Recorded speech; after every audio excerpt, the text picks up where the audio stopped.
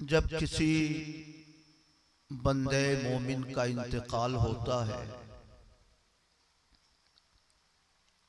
तो हम और आप उसकी नमाज़े जनाजा पढ़ते हैं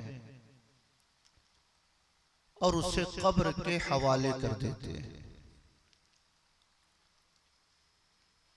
हदीसों में ये सराहत है कि कब्र में दफन किए जाने के बाद जब लोग वहां से थोड़ा सा हट जाते हैं तो दो फरिश्ते उसके पास आते हैं।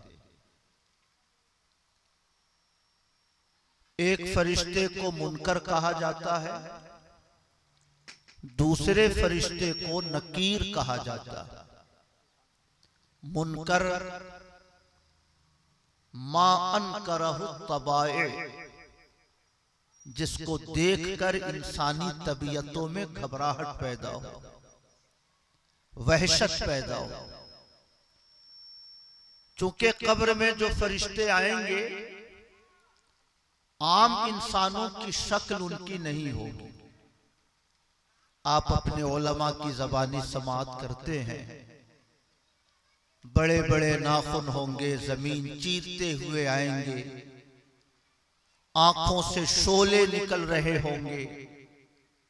फरिश्ते मुर्दे को उठाकर पूछेंगे, मर रब्बो का, तुम्हारा खुदा कौन। आप यहां से रहला जा रहे हो स्टेशन, कभी 2 बजे 3 बजे रात में, अगर 8 फीट का कोई इंसान सड़क के किनारे खड़ा नजर आ जाए तो आदमी की हालत खराब हो जाती है। कितना भी हिम्मती हो,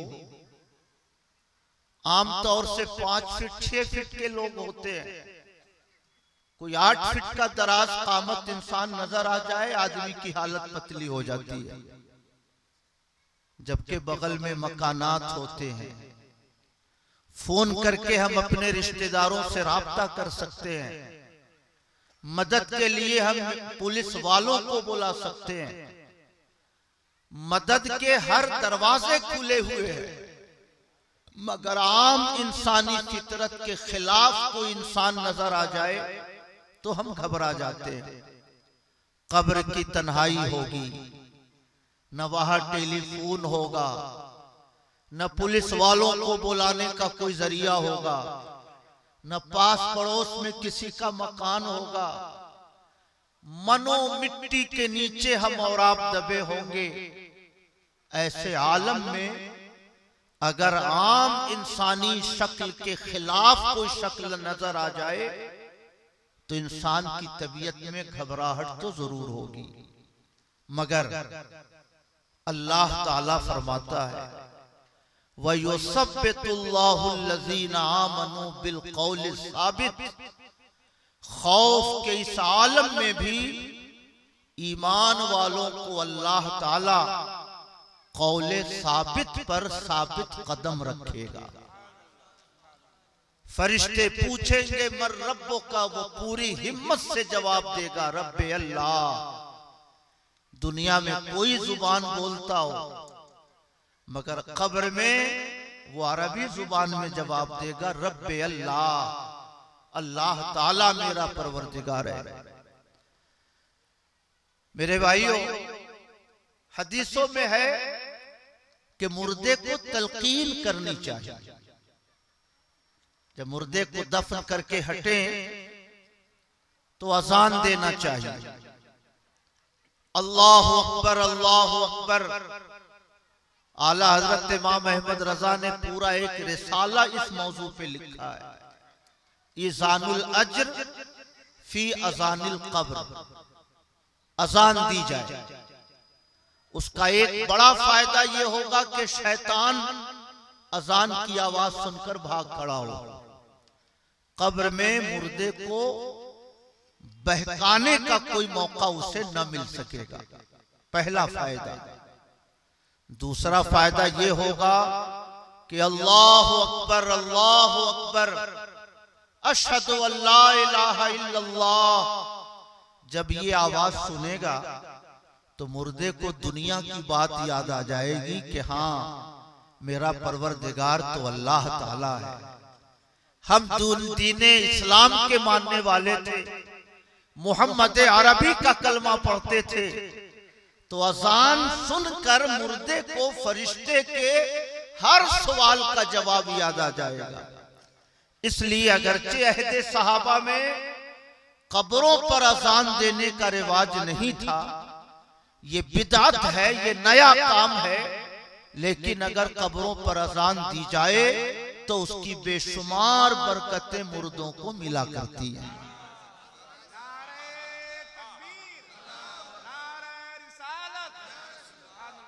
और सुभान अल्लाह, हदीसों में यह भी सराहत है कि मुर्दे को तलकीन किया करो। तलकीन, जैसे किसी का नाम मोहम्मद इस्लाम, इंतकाल हो गया, हमने उसे कब्र में दफन कर दिया, अजान देने के बाद जब लोग हट जाएं तो कोई एक शख्स उसके चेहरे के करीब पश्चिम की तरफ कब्र के पास बैठ जाए और उसका नाम ले, ऐ फुला इब्ने फुला, याद करो दुनिया में तुम मजहब इस्लाम को मानते थे, अल्लाह ताला की इबादत करते थे, याद करो तुम मोहम्मद अरबी सल्लल्लाहु अलैहि वसल्लम को अपना पैगंबर समझते थे, उनका कलमा पढ़ते थे, ऐ फुला इब्ने फुला, याद करो अल्लाह ताला तुम्हारा रब है, मोहम्मद अरबी तुम्हारे पैगंबर हैं, इस्लाम तुम्हारा मजहब है। बार बार इसी शब्द को दोहराता रहे।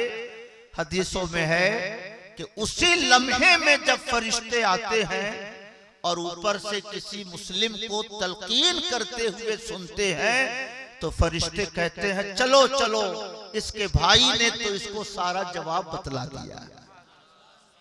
सुभान अल्लाह। इसलिए मेरे भाइयों, एक मशहूर सहाबी हैं, हम और आप अपने मुर्दों को दफन करके यूं भागते हैं जैसे दुनिया का सारा काम इसी के नाम पर हमारा खराब हो रहा है। नहीं, एक मशहूर सहाबी है, गालिबन उनका नाम हजरत साद इब्ने उबादा है। उन्होंने वसीयत फरमाई कि मेरे दफन करने के बाद मेरी कब्र के पास ठहरे रहना, इतनी देर रुके रहना कि जितनी देर में लोग ऊंट को ज़बह करके उसका गोश्त आपस में न तकसीम कर लें, यानी किसी बड़े जानवर को ज़बह करने और उसके गोश्त के तकसीम करने में जितना वक्त लगता है, कम से कम इतनी देर मेरी कब्र के पास बैठे रहना। क्यों? क्योंकि एक नई मंजिल होती है, एक नया घर होता है, कोई साथी नहीं होता, कोई पुरसाने हाल नहीं होता, फरिश्ते हाजिर होते हैं, खौफनाक मंजर होता है। अगर दुनिया में कोई जेल में हो मगर उसे पता चल जाए कि ज़ियाउल हक मिलने आए हैं, दिल को तसल्ली हो जाती है। कोई बिस्तरे मर्ग पर हॉस्पिटल में एडमिट हो, जिंदगी की कोई उम्मीद ना हो, मगर पता चल जाए तस्लीम खां साहब मिलने आए हैं, दिल को सुकून मिल जाता है। जेल में गिरफ्तार इंसान, बिस्तरे मर्ग पे पड़ा हुआ इंसान अपने अजीजों को करीब देखकर अपना गम भूल जाता है। वैसे ही कब्र में जो मुर्दे होते हैं, अगर पास पड़ोस के अहबाब घंटा 2 घंटा बैठे रहें तो मुर्दे के दिल को सुकून रहता है कि चलो मंजिल नहीं सही मगर मेरे घर के लोग तो अभी बैठे हुए। सुभान अल्लाह। आला हजरत इमाम अहमद रजा खान रज़ी अल्लाह ताला अन्हु हर लम्हा इल्मे दीन की खिदमत में गुजरता था, फतवा और इफ्ता और तसनीफ के कामों में गुजरता था, मगर वसीयत नामे में लिखा कि 1 हफ्ता शबाना रोज कोई अजीज मेरी कब्र के पास बैठकर कुरान पढ़ता रहे, उम्मीद है कि एक हफ्ते में उस नए मकान में मेरा दिल लग जाएगा।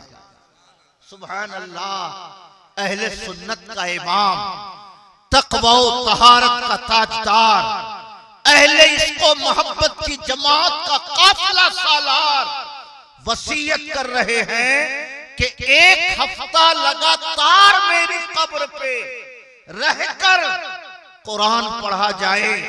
जब इमाम एक हफ्ता कब्र पे बैठकर कुरान पढ़ने की वसीयत कर रहे हैं तो हम और आप तो किसी गिनती में ही नहीं है। न अमल का कोई जखीरा है, न तक़वा व तहारत का कोई सरमाया है। इसलिए हम तो अपने अजीजों की मदद और नुसरत के ज्यादा मुस्तहक है। कहिए सुभान अल्लाह। इसलिए मेरे भाइयों, मुर्दों को दफन करने के बाद अजान जरूर दीजिए, क्योंकि उससे शैतान का फितना दफा होता है। और अजान देने के बाद मुर्दे के चेहरे के करीब बैठकर तलकीन करते रहिए, नाम लेकर पुकारते रहिए। हदीसों में है कि जब पहली बार कहा जाता है मोहम्मद इस्लाम इब्न मोहम्मद मुस्लिम, याद कीजिए आपका रब अल्लाह ताला है, याद कीजिए आपका मजहब इस्लाम है, तो हदीसों में है कि पहली बार मुर्दा थोड़ा होश में आता है। दोबारा जब तलकीन की जाती है तो आंख मलता हुआ उठ के बैठ जाता है। जब तीसरी बार तलकीन की जाती है तो मुर्दा कहता है भाई अल्लाह तुम पे रहम फरमाए, तुमने एक नई मंजिल में मेरी दस्तगीरी की है, तूने मेरी मुश्किल को दूर करने की कोशिश की है। सुभान अल्लाह। तो ये हदीसों में मौजूद है, तलकीन करना चाहिए।